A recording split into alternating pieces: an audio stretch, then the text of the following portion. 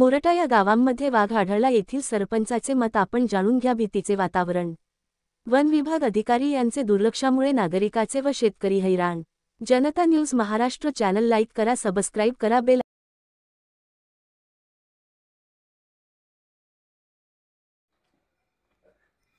मी मोरटा गावचा सरपंच बोलतो, विजयकुमार लोहार.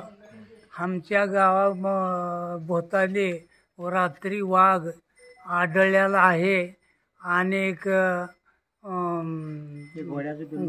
हे त्यांचे ठसे पण वाघाचे आढळलेले आहेत.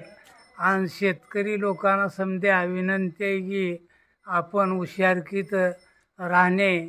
आणि इथं वाघानं एक शिळी आणि की घोडं मारलेला आहे. सर्व शेतकरी लोकांनी ह्याची दक्षता घ्यावी. वन विभागाचे अधिकारी आले होते का? वन विभागाचे अधिकारी आले होते. त्याने येऊन पाहणी करून गेलेले आहेत. मग त्यांनी तुम्हाला काय सांगितलं का, कुठला हिंसक प्राणी वगैरे काय आहे का? हा त्याने पण आम्हाला विचारले. त्यांनी साक्षात बघितले आणि असं झालेली घटना आहे. प्राणी मारले वाघानं हे त्याने बघितलेलं आहे. बोला आहे की मालक इथं मालक आहे की इथं पुढे तुम्ही पण सांगा रात्रीची घटना काय झाली. मालकाला बोला. बोलली ते मी बोललो.